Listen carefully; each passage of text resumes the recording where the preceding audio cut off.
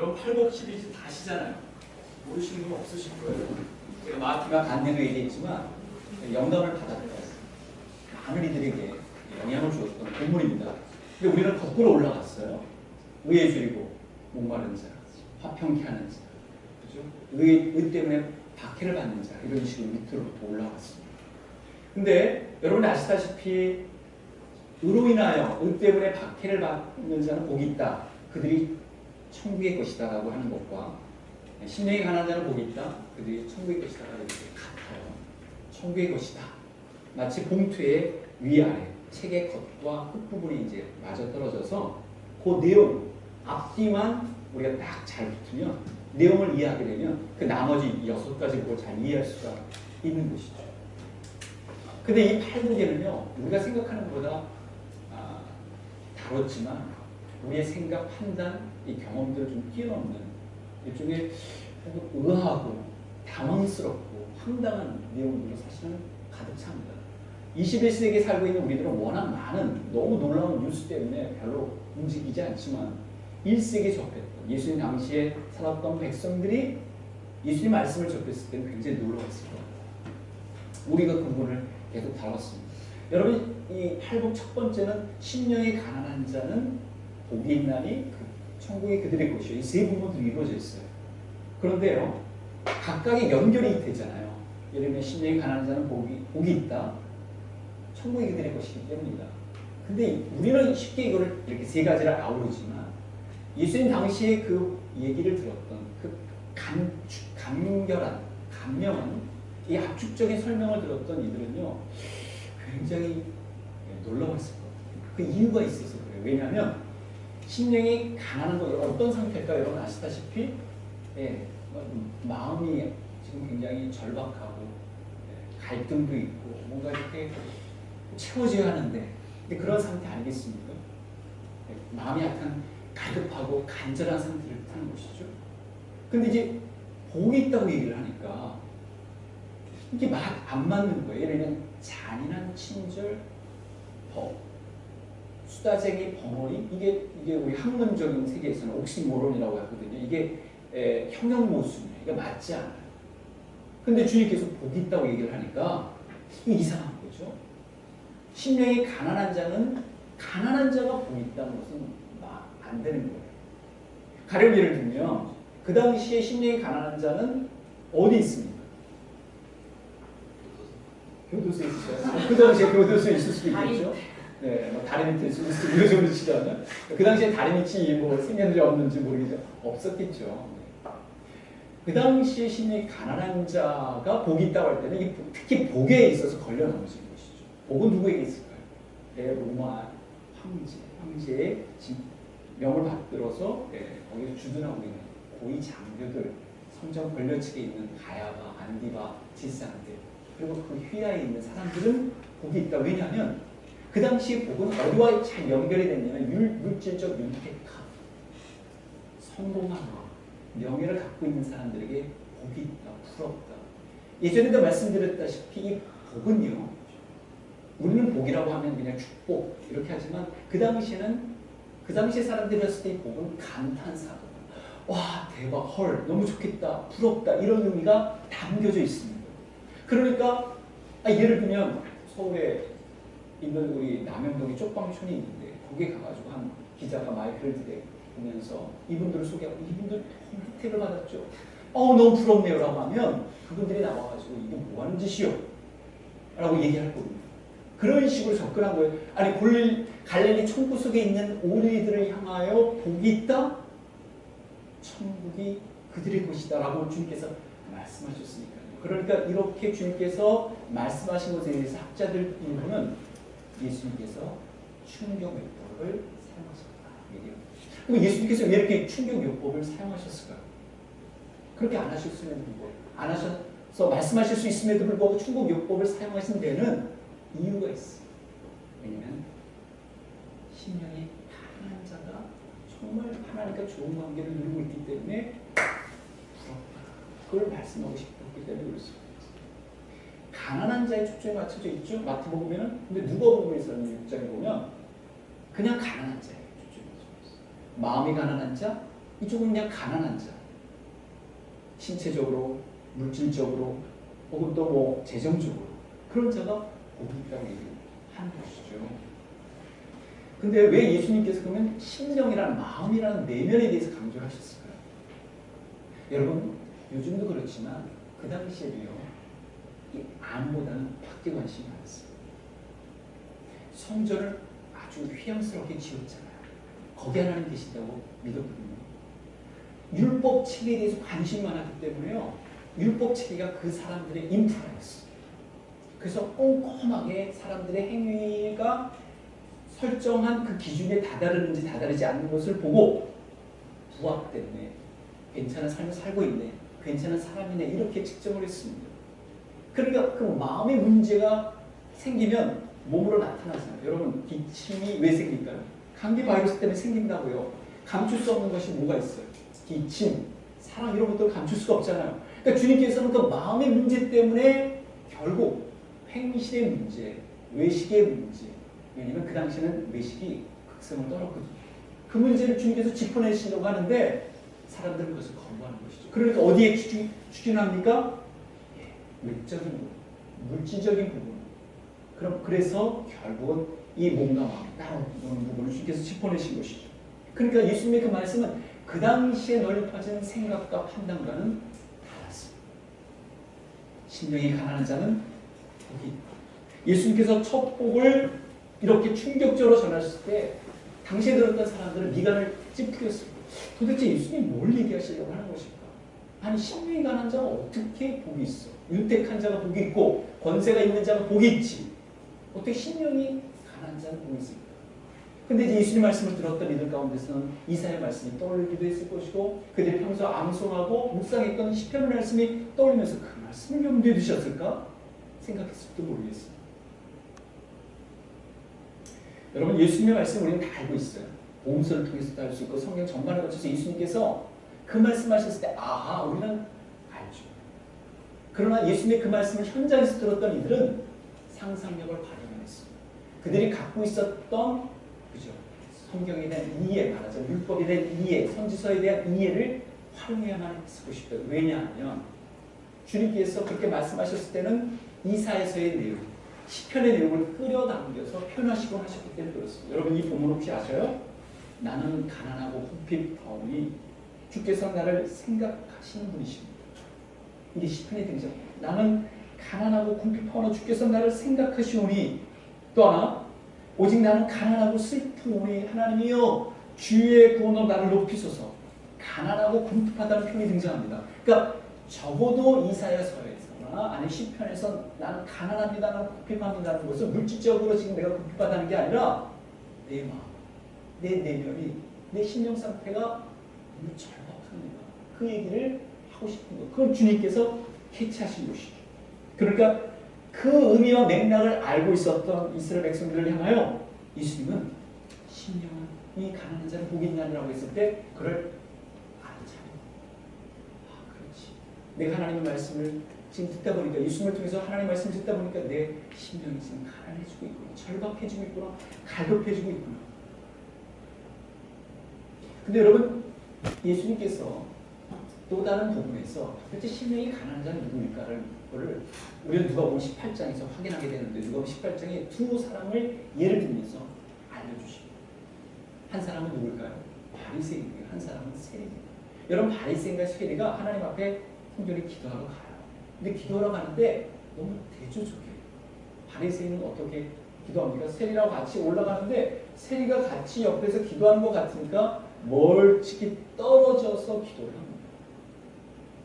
놀랍죠? 멀찍이 떨어져서 하면서 기도를 해요. 근데 기도의 내용이 굉장히 여러분 접하신 적이 있을 텐데 나는 일해에 2번씩 금식하고 또 소득의 11조를 드리나이다 라고 해요.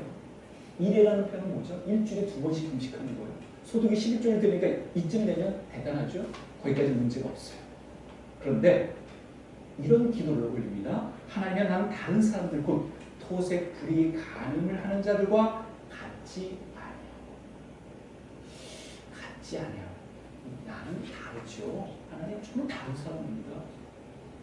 이 세리와도 같지 아니하면 감사하나이다. 이제 알겠어. 이 사람이 지금 어느 수준인지 영적인 교만이 여기까지 온다. 그러니까 자기를 드러내기, 업적 위상을 드러내기 위해서 어떻게 합니까? 남을 푸대접하는 그런 모습을 가지고 있어요. 기도 자세부터, 태도부터, 기도하는 자리부터 문제가 생겨버렸죠.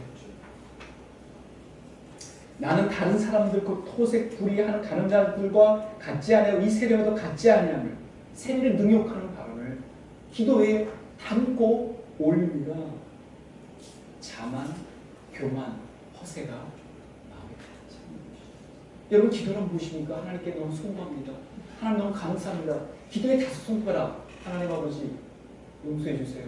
감사합니다. 주세요. 예수님 이름으로. 이것도 모르는 거죠. 말하자면 나는 다르죠. 나는 다릅니다. 이 세리만 그것으로 가르치 않습니다. 그런데 반면에 여러분, 세리는 어떻습니까? 멀리 서서 멀리 나가는 바리새인과 달리 자기가 멀리 서서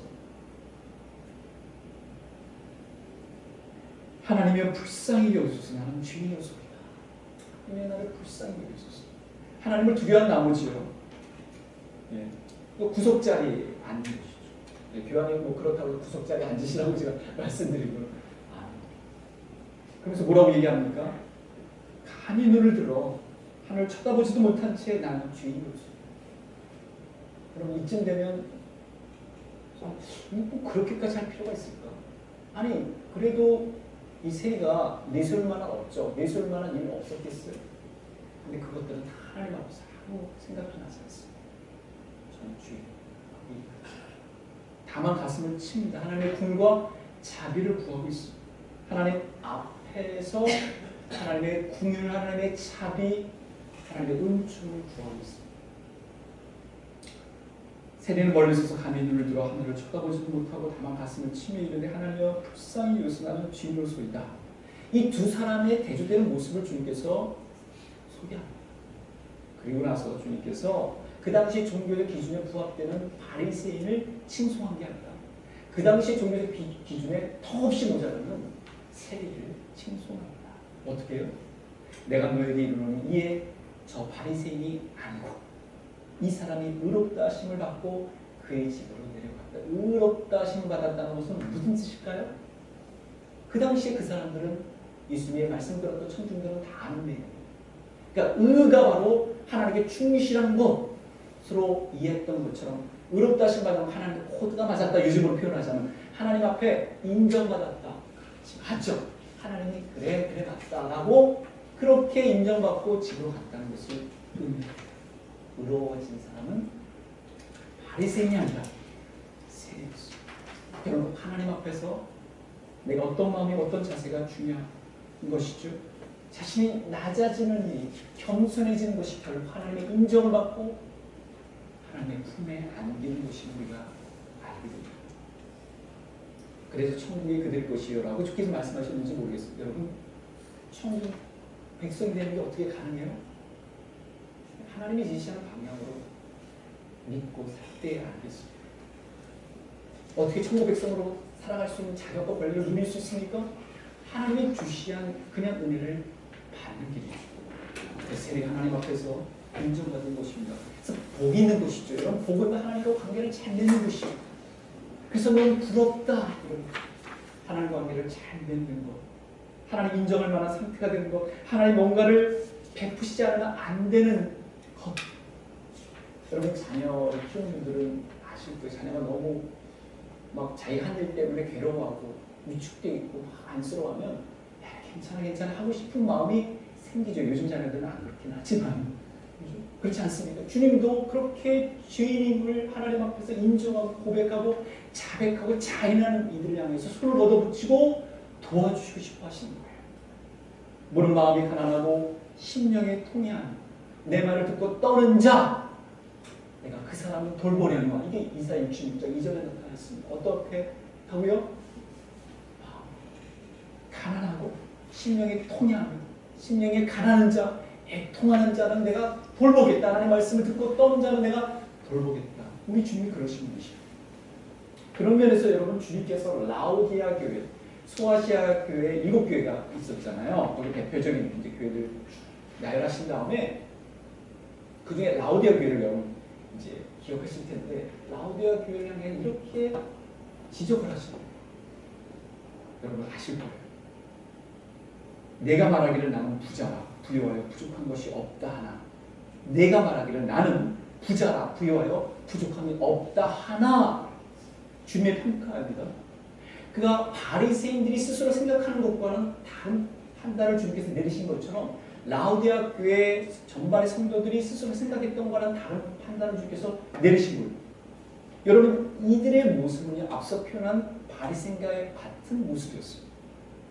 라우디아 교인들을 스스로 부족함이 없다고 간주했어요. 그래서 주님의 우려를 샀죠. 주님께서 내리신 진단은 무엇입니까? 내 공부한 것과 가련한 것과 가난한 것과 눈먼 것과 벌거벗은 것을 알지 못하는도다. 이게 계시록 3장 17절에 나타나 있어요. 아주 구체적으로 시부를 주님께서 드러내시죠. 와, 이쯤 되면 참 뭔지 아닙니까? 여러분 라우디아 교회, 예를 들면 뭐 서울교회가 있어요. 인천에 인천교회가 있죠. 수원에 수원교회가 있어요. 지역을 딴 교회, 거기를 구성하는 구성 멤버들이 있잖아요. 어디에 발을 딛고 있습니까? 그 도시에 발을 딛고 있어요. 라우디게아 도시가 어떤 도시입니까? 부유한 도시예요. 상업적인 도시입니다. 특별히 여러분 의학과 섬유 산업이 아주 번창했던 도시입니다. 특별히 자급자족이 잘 이루어져 가지고요. 주 60년에 재난이 일어났습니다. 그래가지고 중앙정부에서 돈을 대주고 지원하려니까 논땡큐를 했어요. 그런 곳입니다. 갖출 것이 다 갖춰진 곳이죠. 근데 갖출 것이 더 갖춰지니까 문제가 생기는 거예요. 여러분 사람들도 갖출 거 다 갖추면요 문제가 생깁니다. 갖출 거 다 갖춘 청년들 한번 보십시오. 네. 목이 뻐근하다, 몸이 쓰리다, 50결인 것 같다. 그들은 상상할 수가 없어요. 어떻게 그런 일이 신체 가운데 발생하는가? 모든 것 하면 다 될 것 같은. 물론 요즘 시대 청년들은 그렇지 못하겠지만 그렇지 않겠습니까? 그래서 거울에 오래 머문단 말이죠. 난 슈퍼맨 말은 안 해도 야 나처럼 생긴 정성 가하다. 말은 그렇게 안 합니다만. 말이죠. 그러니까 모든 것을 다 갖추고 있으면 그때부터 위험한 상태인 것이죠. 영적으로 거만해지고 교만해질 수 있습니다. 그러니까 가난해지면 이게 영적으로 변화되면 영적인 모드로 바뀌면 어떻게 되죠? 하나님 앞에 갈급해지는데 모든 걸 다 갖추면 영적으로 잘못 끼워지면 어떻게 돼요? 영적으로 교만해질 수 있다는 것을 우리는 알게 되는 것이죠. 그래서 그 당시에 예수님께서 늘 외식하는 자들에 대해서 우려를 공분을 사셨던 분이 바로 그분. 여러분 최근에 인도에서 최고의 갑부가 그 딸이 결혼할 때 전 미 대통령의 부인되는 그다음 국무장관을 영입했던 분과 세계적인 모 가수를 초대를 해가지고 호화연을 베풀었습니다. 1,100억을 썼죠. 여러분 대단하죠. 1,100억. 여러분 인도라는 나라 어떤 나라입니까? 군중의 나라 아닙니까? 절대 빈곤의 나라 아니겠어요? 상당수가? 그리고 3분의 1이 재래식 화장실도 갖지 못한 나라입니다. 여러분 거기에 모여있는 사람들 가운데 신명이 가난한 자를 볼 수 있겠어요? 우리가 투시경으로 한번 본다면? 근데 그것은 하늘이 떨어져 있어요. 인도 캘커타에서 대자사 수녀님이 돌봤던 이들 가운데 그런 이들이 발견될 수 있을지 모르겠어요. 그러니까 여러분 과도한 부, 넘치는 건강, 탁월한 출중한 능력을 갖고 있는 이들은요 위험할 수가 있어요. 그러니까 반대로 부도 없어, 능력도 없어, 나는 별것 아니야 라고 하는 그 순간 이야기는 사정이 달라질 수도 있습니다. 그래서 심령이 가난한 자는 복이 있나니 라는 첫 번째 복을 유진 피터슨 최근에 돌아가셨지만 제 은사이기도 했던 이 유진 피터슨은 이렇게 메시지에서 이렇게 설명을 합니다. 이렇게 패러프레이즈를 해요. 벼랑 끝에 서 있는 너희는 복이 있다. 너희가 작아질수록 하나님과 그분의 다스림은 커져간다. 너희가 작아질수록 우물어질수록 하나님의 통치와 하나님의 주권은 커져간다. 여러분 하나님이 행하실 공부는 커져가는 것이 내가 부족할수 내가 연약할수록 그래서 여러분 벼랑 끝에 몰리는 게 결코 반가운 게 아니지만 살면서 우리는 한두 번 이상씩 이런 벼랑 끝에 몰리는 경험을 하게 됩니다. 상실, 이별, 사별, 재정적인 눈덩이처럼 커진 관계가 깨어지는 일들, 시도했던 일들, 물거품 다음에 7.8개만 해도 안 되는 일들, 그런 것들이 우리로 하여금 벼랑 끝에 몰리게 하는 원인들이죠. 거기서 끝일까요? 불운하다, 불행하다고만 할 수 있을 것인가요? 그 세상적인 관점에서 그렇습니다. 그러나 주님이 보시는 관점은 다르다는 것이죠. 하나님이 계시기 때문에 불운하다, 불행하다만 볼 수가 없습니다. 심령이 가난한 자, 복이 있기 때문에 그렇습니다. 여러분, 벼랑 끝에 모였을 때 이 영적인 모드로 바뀌어지면 궁핍하고 결핍되었을 때 비로소 영적인 모드로 바꿔지게 되는 그때부터 하나님 손을 걸어붙이고 일하고 계시죠. 그래서 병실에서 주님을 만나는 경험, 재난과 사고 현장에서 주님을 의지하고 쉬려는 경험이 그때 비로소 생기는 것, 여러분의 삶의 가운데서 혹은 주변에서 그 경험하는 거 아닙니까? 심령이 가난한 자. 그래서 저는 병원을 방문할 때마다 이해스럽지 않습니다. 왜냐하면 제가 병실 앞에서 저희 아버님께서 힘든 고단한 여정을 하고 계셨을 때 제가 거기서 서운했거든요. 울면서 제가 목회자가 되기 때문에. 그래서 제가 병원할 때는 자주 매번은 아니지만 내가 그때 서운했던 것을 늘 떠올립니다. 그래서 병원에 계신 분들의 그 고초, 이 안타까움, 신체적인 그 결함 때문에 얹게 되는 그런 것들이 예사롭게 되어지지는 않습니다. 여러분, 최근에 그 신병 수료식 마치고 나서 가족 모두가 한 사고가 전복이 돼가지고, 그렇죠? 이 가족, 아버님 외에는 다 운전자 외에는 그 자리에서 직사하셨죠. 그리고 그 남자친구가 쓴 10통의 편지도 뜯어보지 못한 제 여친구도 그 자리에서 운명을 당했습니다. 정말 그 뉴스를 여러분 정말 가슴 아프게 대하지 않습니다. 그래서 저도 그 댓글을 봤어요. 도대체 사람들은 어떻게 댓글하나. 그 중에서 뭐 정신 이상하게 댓글하는 분들도 있지만 거의 다수 절대상 애곡하는 분이야. 그 중에 댓글을 아주 의미심장하게 단 분이 있더라고요. 이렇게 써져 있었습니다. 나도 경부고속도로 비상활주로 구간에서 가해자의 중앙선 침범으로 하루아침에 부모를 잃고 40일이 넘어서 부모님 두 분이 다 돌아가셨다는 얘기를 중환자실에서 들었다. 그 후로 10년을 하루같이 자살하고 싶을 만큼 힘들었다. 혼자 남은 아들이 걱정이 되네요. 힘이 내세요. 그래서 그분이 댓글을 어떻게 달았는지 제가 제 과거의 직업과 관련된 걸로 쫙 조사해 봤어요. 근데 이분이 정말, 물론 그분이 단 댓글에 또 댓글이 수백 개가 달렸어요. 응원합니다. 얼마나 힘드셨을까요? 사고 후에 중환자실에서 들은 얘기는 아빠가 딸이 옆에서 자고 있으니 자기 쪽으로 핸들을 틀어서 내가 살아남은 거라고 했다. 그거였어요. 그녀의 19살 때 일어난 일이었어요. 근데 그분의 아이디가 하나님의 친구였어요. 그랬어요.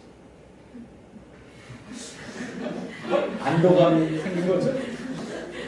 여러분, 유사한 재난과 사고가 있을 때마다 그녀가요, 그 아줌마가 아줌마가 널 위해 기도할게. 아줌마까지 된 거예요. 인생을 포기하지 않는 거예요. 천국이 되길 것이고 이분에게도 천국이 가요. 여러분, 왜냐하면 그게 하나님께 겸손해지고 하나님 앞에서 겸손히 살아갈 삶의 조건이 되는 것이죠. 하나님의 통치와 공급을 받는 길임을 알기 때문에 그렇습니다. 야고보 2장 5절 말씀 여러분 아실 거예요. 내 사랑하는 형제들아, 들을지어다 하나님이 세상에서 가난한 자를 택하사 믿음에 부유하게 하시고 또 자기를 사랑하는 자들에게 약속하신 나라를 상속으로 받게 하지 아니하시느냐. 하나님이 이러신 거죠. 그 가난한 자가 마음이 가난하게 되고 겸비하게 되어 하나님 비로소 하나님의 은총, 하나님의 위로, 하나님의 격려, 하나님의 축복을 거머쥔다는 것입니다. 여러분, 살면서 잘 나갈 때는요, 일이 술술 풀릴 때는요, 심령이 가난한 자가 되는 게 힘들고 드뭅니다. 우리의 경험이 그렇지 않습니까? 근데 여러분, 드물긴 하지만 불가능하진 않아요. 왜냐고요? 여러분, 우리가 일이 술술 풀릴 때, 잘 풀릴 때 여러분 주일날 교회 안 오셨어요? 기도하지 않으셨어요? 하나님께 예배드리지 않으셨어요? 여러분 들으셨단 말이죠. 기도했단 말이죠. 봉사했단 말이죠. 헌신했단 말이죠. 그러니까 불가능한 게 아니에요. 잘 풀려도, 일이 잘 돼도 우리는 하나님을 잘 섬길 수가 있습니다. 우리 주변 상황과 상관없이 마음이 가난한, 심령이 가난한 상태, 하나님 저를 불쌍히 여겨주십시오. 제가 갖춘 게 더 많아졌지만 저를 더 불쌍히 여겨주십시오. 그게 바로 위기의 모습. 늘 부족하고 늘 결핍 많은 존재들이라는 것을 하나님 앞에서는 알고 있기 때문에 그렇습니다. 하나님의 통치, 하나님의 주권을 인정하는 백성으로 살아가는 것을 배웠기 때문에 그렇습니다. 심령이 가난한 자는 보겠냐니 천국이 그들의 것입니다. 그들의 여건, 환경, 처지, 형편이 어떠한가. 이게 바로 심령이 누린 자가 갖게 되는 보상인 것이죠.